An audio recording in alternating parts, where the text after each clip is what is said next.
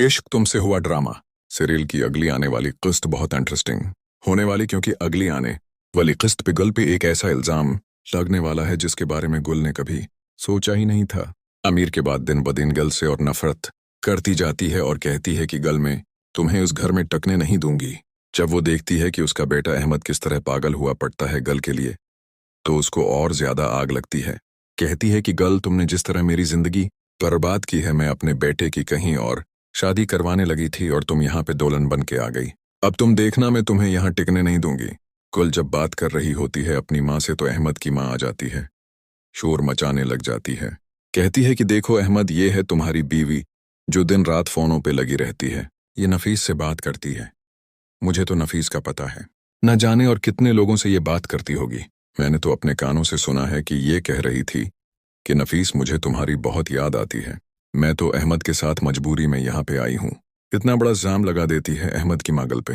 अहमद आता है, कहता है कि अम्मी आपको हो क्या गया है, ऐसा नहीं हो सकता। गल क्यों से बात करेगी, आप पागल तो नहीं हो गई। इतने में उसकी माँ कहती है कि यही दिन देखना रह गया था कि जब बेटे अपनी माँ को पागल कहेंगे अपनी 2 दिन की आई दोलन की वजह से। इतने में अहमद कहता है कि उम्मी, मुझे गल पर पूरा एतबार है और नफीस उस काबिल तोड़ी ना है जिसको वो फोन करके बातें क्या करेगी। उसने तो अपनी जान छुड़वाई है। नफीस तो तक घिटिया इंसान है। मैं तो उसको जेल की हवाएं खुला के आया हूँ। उसको डराना धमकाना शुरू कर दे।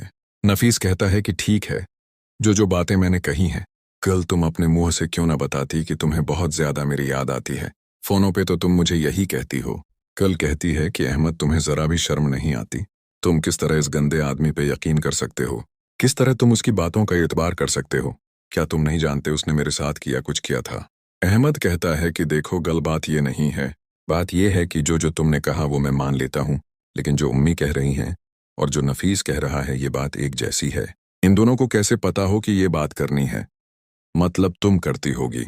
इतने में गुल कहती है कि अहमद, अगर तुम्हें मुझ पर एतबार ही नहीं था तो तुम मुझे बता देते। क्यों तुमने मेरी जिंदगी बर्बाद कर दी। अहमद कहता है कि गल, मैं तुम्हारी जिंदगी बर्बाद नहीं की, बल्कि तुमने मेरी जिंदगी बर्बाद कर दी है। नफीस पात पटा छिपचाप सारा तमाशा देखता है। अहमद की बात सुनते साथ गल कहती है कि उसने भी मुझे इसी तरह तलाक दी थी। हम बात खैर, करेंगे तुम भी ड्रामा मुझे मस्त तलाक दे मलंग के की। फारिग कर दो। वाजिद कबीर आगे को क्या कत्ल हुआ करने अगली का वीडियो मंसूबा देखिए। बना ले।